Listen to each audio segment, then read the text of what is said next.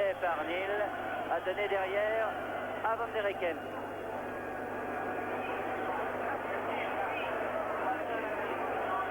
Dans cette deuxième moitié de première mi-temps, Keegan a un petit peu faibli et il n'est plus le meneur que l'on pensait pour ce match et le meneur surtout qu'on pouvait voir habituellement dans cette équipe anglaise.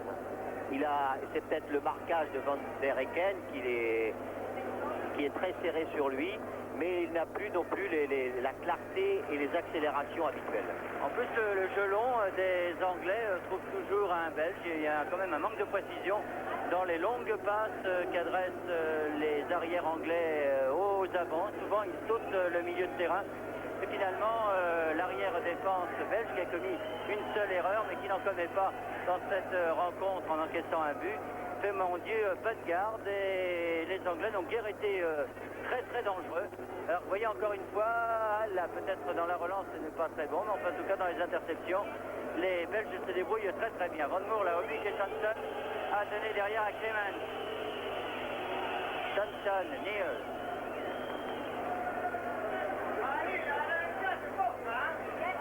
Neil contré. C'est un peu, oui. Le jeu baisse d'intensité. Vous me direz que cet arrêt pour gaz lacrymogène n'a rien arrangé, mais quand même. Ça, en tout cas, peut-être les Belges beaucoup plus sûrs d'eux qu'en début de rencontre. Ce but les a complètement relancés et ils sentent maintenant, comme ils le pensaient du reste avant la rencontre, qu'ils peuvent peut-être remporter ce match alors que Keegan est hors jeu de 10 mètres là. Van Moor.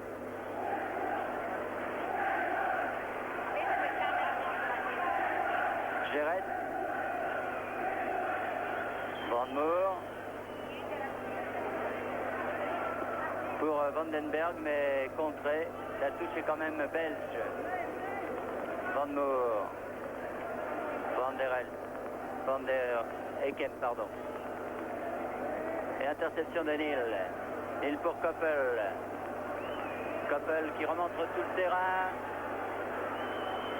Mais il y a beaucoup de maillots rouges plus tard par Kölman. Donc un but partout à la mi-temps. A tout de suite pour la deuxième mi-temps de cette rencontre fort intéressante entre la Belgique et l'Angleterre.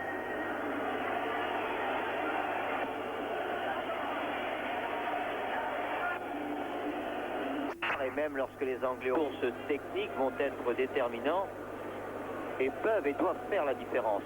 Surtout quand la fatigue se fera sentir. Oui, alors, quelle est l'équipe qui a le plus de ressources physiques là est la question. On sait que le championnat anglais est un championnat très dur, très long. Et alors, eh bien, les Belges, s'ils continuent en tout cas à jouer cette deuxième mi-temps comme ils l'ont fait lors de la première, peuvent inquiéter ces Anglais qui sont encore une fois donnés favoris. N'oublions pas quand même, pour reparler de cette équipe belge, qui a le ballon en ce moment, que ces Belges sont allés gagner pour se qualifier 3-1 en Écosse, ce qui est quand même une référence. Ballon en tout cas dans les pieds de Keegan, qui voudrait bien amener ses camarades vers un premier succès dans ce championnat d'Europe des Nations. Neil face à Kölman. Alors là, je voudrais bien qu'on me dise pourquoi. Il a tout simplement glissé, Neil, mais enfin, c'est juste devant nous. C'est Wilkins qui va tirer de coup franc au Koppel, le 6 ou le 8. Wilkins, semble-t-il, pour Koppel. Bon centre, mais là, les grands défenseurs belges peuvent se dégager. Kouls, plus loin. Vraiment, les deux arrières centraux, Milkamp et Mehoz, eh bien, mon Dieu, font un très bon match. Ils sont très grands, récupèrent beaucoup de ballons de la tête. Et les Anglais, qui sont pourtant des spécialistes du jeu de tête, n'ont pas la partie facile. Et même en attaque, on s'est aperçu du reste sur le but belge que Kölman, l'ailier gauche belge qui a marqué le but, avait récupéré ce ballon de la tête sur un corner. C'est-à-dire que même dans ce domaine-là, les Belges peuvent lutter en armes égales avec les Anglais. Je crois qu'il ne faut pas oublier non plus les deux arrières qui ne se contentent pas de leur rôle de marquage, mais font aussi des actions offensives et prêtent souvent main forte à leurs attaquants. Keegan, Neil. Mickelmans peut reprendre Van Moor.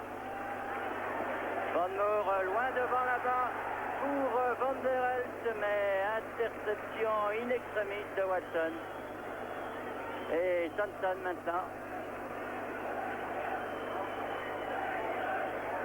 Petit arrière trapu de cette équipe anglaise, Wilkins. Et on s'accroche et on prend ce ballon du côté des Belges. Bien joué avec Van Moor et Van der Kem. C'est Van Moor pour son arrière central, Milka. Et il y a une faute, oui. C'était trop beau pour Sanson là. Van Moor. Van der Kem. Pour Van der Elst. Un peu fort peut-être ce ballon, oui. C'était Vandenberg, direct. Parlant de Van der Elst, on l'a peu vu quand même. Ce garçon qu'on a fait venir du Cosmos, ça peut être quand même des problèmes pour se réhabituer à son équipe, se réhabituer à ce football européen, se réhabituer peut-être aussi au terrain, parce qu'on a vu l'année dernière ce qu'est un peu le championnat américain. Oui, c'est vrai aussi que le championnat américain n'a pas ce même rythme, cette même intensité, et que pour Van der Elst, il doit y avoir quand même un changement important. Thompson, c'est Foucault qui passe bien là, le ballon ne sort pas. Ah, il glisse. Contré et corner. Ah, il a vu comme on dit, cet arrière gauche. Corner concédé par Geret et qui va être tiré par Trevor Brooking comme d'habitude. Trevor Brooking peut être un peu lent quand même. Hein. On a peu vu.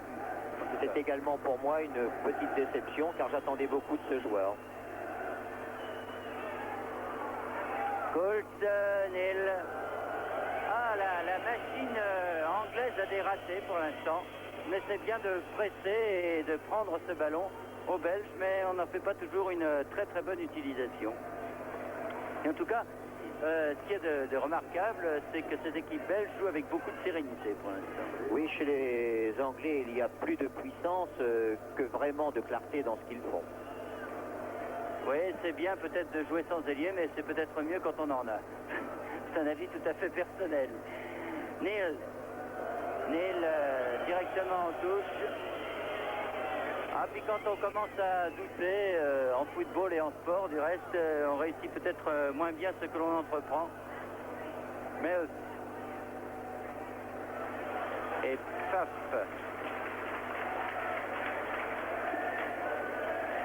Les deux équipes, pour l'instant, ont l'air un petit peu de s'économiser. Oui, les buts, on voit de magnifiques tirs de 20 et 25 mètres. Et là, pour l'instant, pas grand-chose. Je crois que ça tient un petit peu au renforcement des milieux de terrain. On se préoccupe beaucoup de faire densité, mais que par contre, il n'y a pas encore, entre les attaquants et les milieux de l'équipe, un jeu suffisamment de préparation. Et on se préoccupe surtout de ne pas perdre le ballon. Neil hors-jeu. Très bien joué encore cette défense belge. Très bien montée et a réussi à mettre hors-jeu et Johnson et Woodcock et Keegan. Je suis vraiment en vieux bruit de car, là, les défenseurs belges. On avait du reste annoncé que cette défense belge n'était pas le point fort de l'équipe. Et bien pour l'instant, elle fait d'excellentes choses, joue très bien et les Anglais ont bien du mal à la mettre hors de position. Van Moor, Van der Kem. Pour Colt, ça va, non. C'est repart pour les Anglais par Keegan, Copper. Keegan à nouveau, là, il y a une faute, oui. Méchante faute de Van der Kem sur Keegan.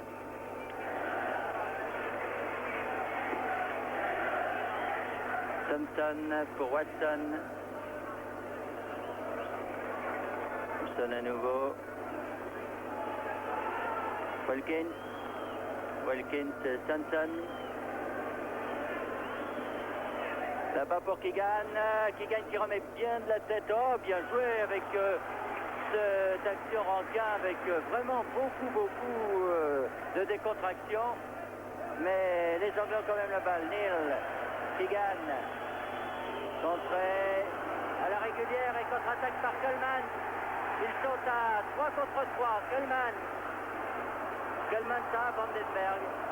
Peut-être pas très bien joué là sur cette action, Kölman.